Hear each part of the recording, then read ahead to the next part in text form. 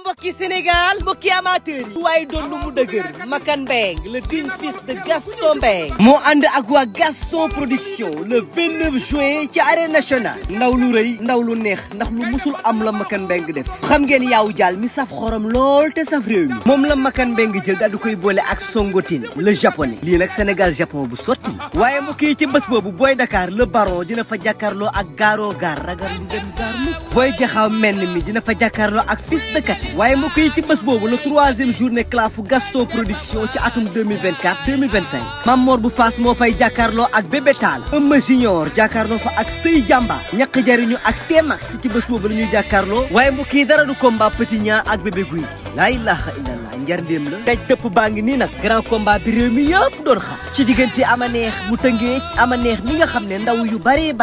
moo leen freiné ci seen début carrière moo fa war a jàkkaarloo ak l'enfant chéri de Guédiawaye ñaa bu ndaw xale bi nga xam ne heure bu Guédiawaye soxlaa mu taxaw jox leen ko cey bii combat bu doy waar tëngee ci ak Guédiawaye musul yomb te du musa yomb waaye mbokk yi ci bés boobu entrée supporter Gaston production ne 3000 francs annexe loge 10 000 francs loge officielle 30 000 francs lamb ji nag en live la pay-per-view ci seen affiche.com pour waa Sénégal 3000 francs pour waa diaspora 7,99 euros sponsor leader Makan ni 1xBet numéro 1 du paris sportif les Alib chocolat Delia King Boisson dibiteri Uba restaurant Lukalo kon gars yi rendez-vous baa ngi noonu bu ko kenn tardé le 29 juin ci arène nationale ñu ànd ci ak Gaston production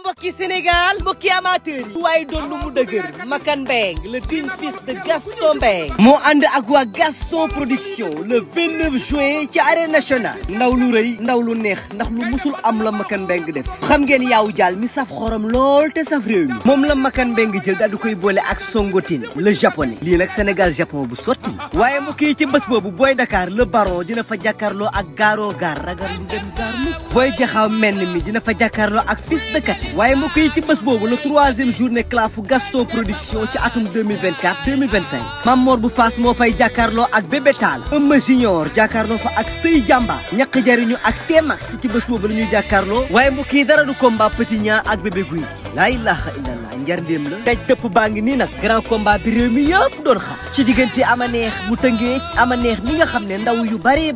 moo leen freiné ci seen début carrière moo fa war a jàkkaarloo ak l'enfant chéri de Guédiawaye ñaa bu ndaw xale bi nga xam ne heure bu Guédiawaye soxlaa mu taxaw jox leen ko cey bii combat bu doy waar Tëngéej ak Guédiawaye musul yomb te du musa yomb waaye mbokk yi ci bés boobu entrée supporter Gaston production ne 3000 francs annexe loge 10 000 francs loge officielle 30 000 francs lamb ji nag en live la pay-per-view view ci seen affiche.com. Pour waa Sénégal 3000 francs. Pour waa diaspora 7,99 €. Sponsor leader Makani 1xBet, numéro 1 du Paris sportif. Les Alib, Chocolat Delia, King Boisson, Dibiteri Uba, Restaurant Lecalo. Kon gars yi rendez-vous baa ngi noonu bu ko kenn tardé le 29 juin ci arène nationale ñu ànd ci ak Gaston Production.